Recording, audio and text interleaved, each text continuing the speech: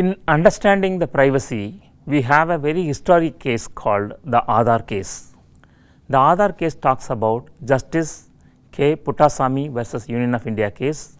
That was very recent case that was pronounced in 2017, where 9-member constitutional bench pronounced that privacy is a fundamental right. Until 2017, we have the right, but it was not promoted to the level of fundamental right. So, this case is very significant, and we need to understand what this AADHAR case is and why do we need to understand about Puttasamy versus Union of India 2017 case as a milestone or a landmark case in understanding the privacy. India has the world's single largest biometric based digital identification system called AADHAR.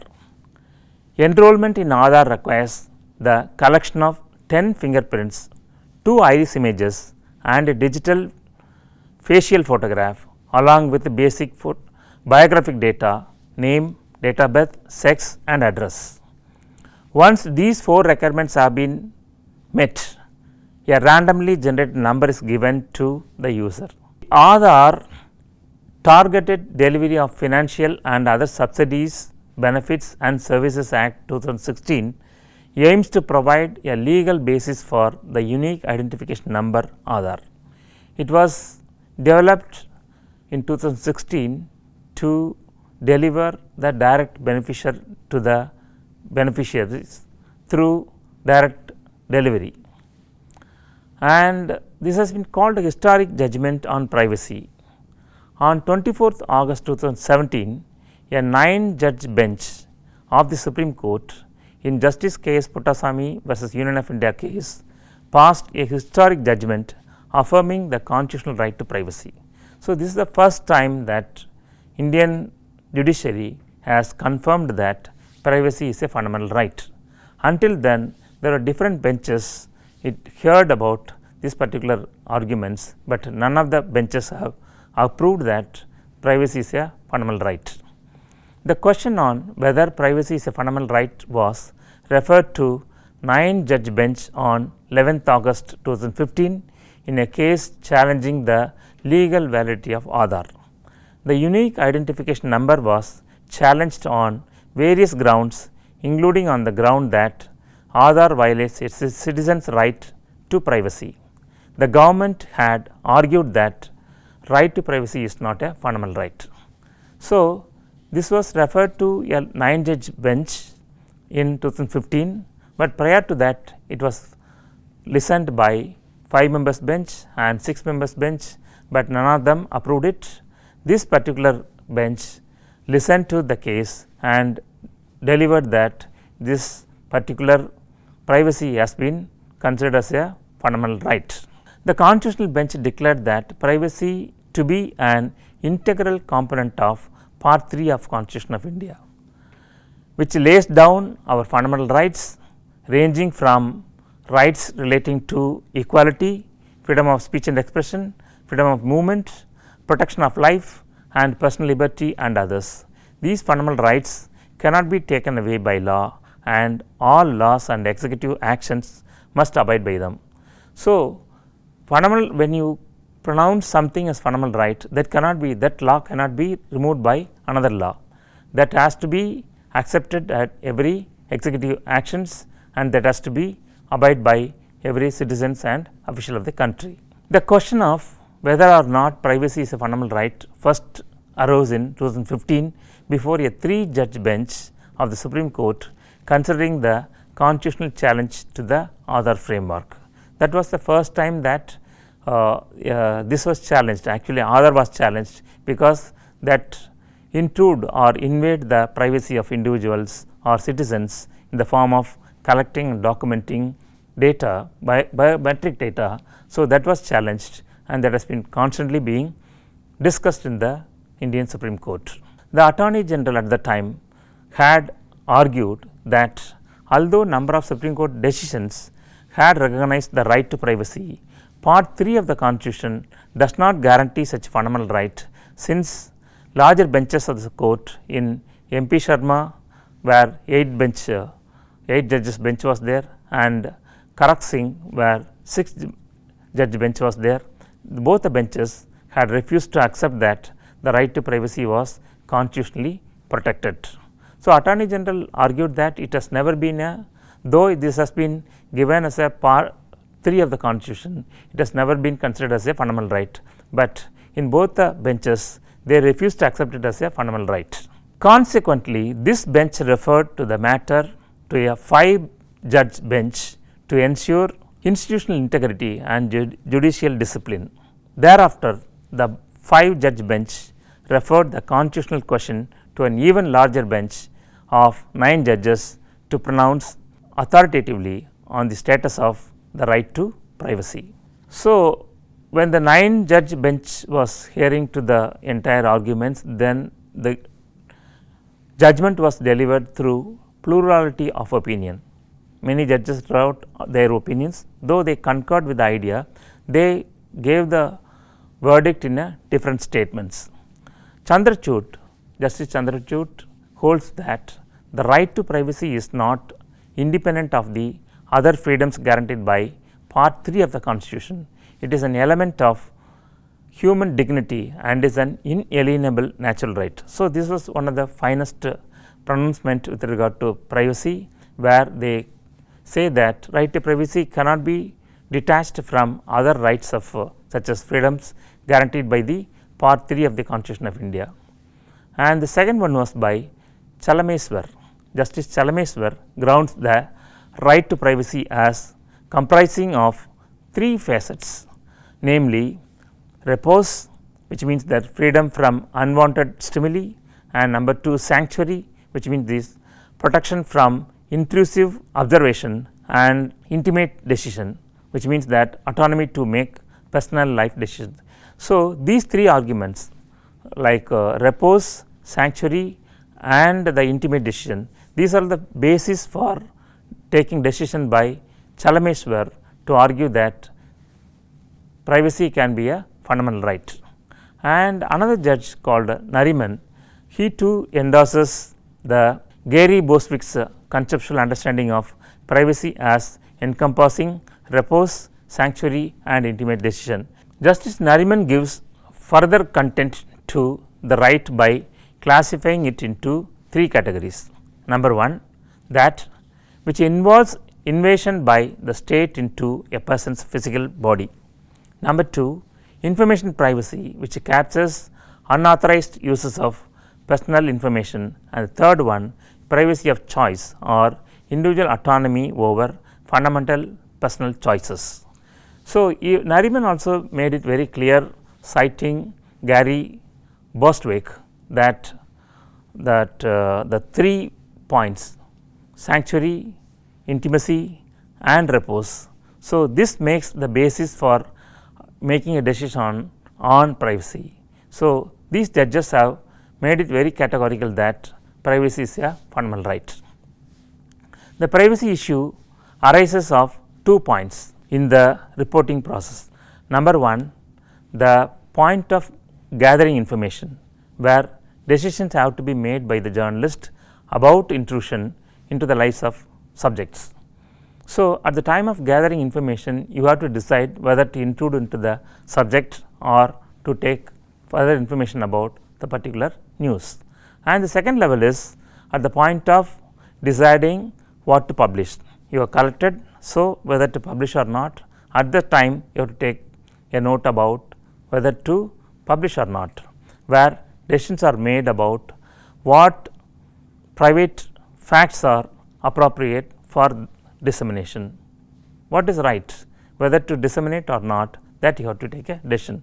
So, these 2 guiding principles at the time of collecting, at the time of publishing, you have to take a decision on to go about or not to go about on privacy. So, to deny a person control over other circles of intimacy is to deny that person a measure of personal integrity. When you are controlling privacy, what you are doing? You are denying him to control his circle of intimacy. That is what the theory argues. When you deny him to control the intimacy, automatically you are denying him the personal integrity. These claims to competing rights taken together frame the moral problem. Where should the society draw the moral line between the societies need to know and individuals need not to reveal. So, the dilemma is very clear. Society want to know, whereas the individual is not ready to reveal. So, this forms the complex privacy problem where we need to address the issue. To put the issue in more specific terms, what should the responsible journalist take into account in drawing that line while gathering and disseminating information? So, when you have the problem moral ethical dilemma, what you should do, how to draw the line. So, the journalist has to think about how to collect the information, where to collect and how to put them into the dissemination of the information. So, with this we will move on to understand further about the role of the press in understanding and dealing with the privacy issues. The ability of the government, corporations and journalists to invade the lives of private citizens has dramatically increased through the advent of ever more sensitive listening devices, chemical drug tests, DNA, credit files and widely distributed medical files. So, there are plenty of new technology comes into the scene and listening devices and DNA testing devices. These give a lot of information and the lives of the private person has dramatically increased to get into the invasion. So, this is the dilemma that is being posed by the technology where a journalist has to take into account. One who possesses privacy possesses control over the entrance of others into the circles of intimacy. The possession of privacy is of utmost importance to the individuals and societies for psychological reasons, need for individual identity and autonomy, and for political reasons to curtail the power of the state. So, on two angles we have to address this. One is psychological, where the need for individual identity and autonomy, and the political reason is to curtail the power of the state into invasion of privacy. So, on these two lines we have to look at the moral dilemma. But morally speaking, the moral right to privacy must be limited by recognition of the need of others to know. So, when you have that dilemma, then the dilemma can be addressed with one single idea, that is the society need to know about everyone. So, limited by the recognition of the need to others to know. Thus, in reporting on individuals, journalists should temper invasions of privacy in particular cases by applying the test of the public's real need to know. So, the real need to know of the public should be the test or litmus test you should have to understand whether this can be admitted for gathering information or dissemination of information. The broad concept of the public interest is familiar to large proportion of the public and is considered a suitable defense for media intrusion of privacy under appropriate circumstances. Regulators, media personnel, trade associations and others in the industry do not have a precise definition of the public interest either. So, defining public interest can be varied from the interest of the association, trade community, journalist, individual and political leadership. So, how to define the idea of public interest? That can define your idea of whether to go about with the news or not. The concept of public interest clearly involves matters that are held to affect a considerable number of people. It cannot be something that people are merely interested in knowing about. A popular press is concerned. That is, just because a large number of people wanted to know, that cannot be termed as public interest.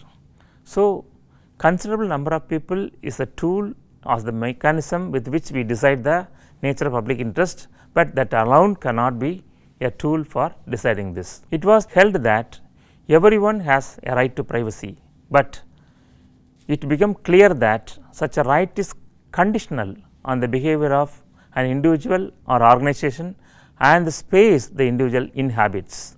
Instead of rights to privacy, it was found to be useful to operate with the notion of expectations of privacy. The idea of privacy might be subject to change over time. but the concept of the public interest seems effectively to be a constant.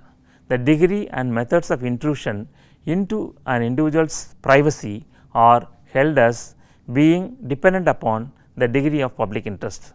The higher the degree of public interest, the greater the degree of intrusion permitted. So, intrusion is very much permitted only when you have the public interest. Public interest is the key determinant to decide whether intrusion is permitted or not. How many number of people are involved in that? What kind of public interest is being given? So, public interest is the major domain with which one can decide whether a intrusion is permitted or a privacy can be disturbed or not. This is an interesting example that you are collecting information over a phone call and somebody is giving information about something, and that is something to deal with the privacy, but while referring to something, the phone call also talks about some family members, and that is not related to the original story. In that case, you should not talk about the family members in the story, because that is not part of the story.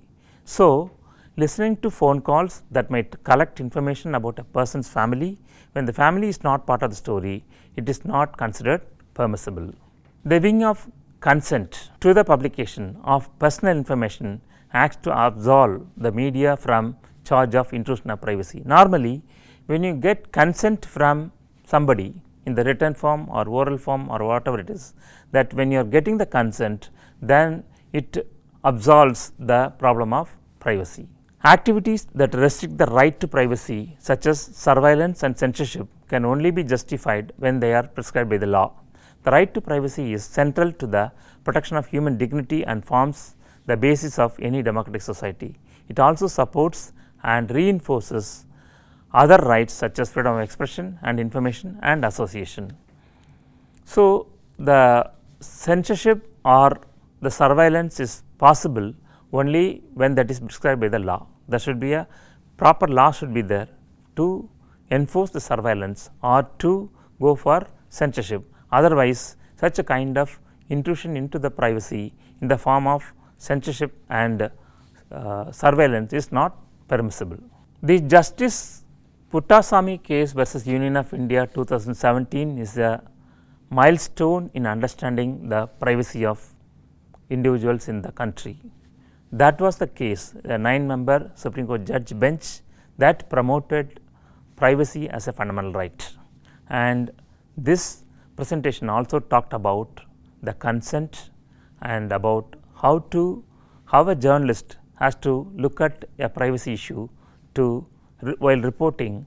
When moral dilemma comes, what kind of decision one has to take, whether in the public interest or in the other factors that one has to take into account.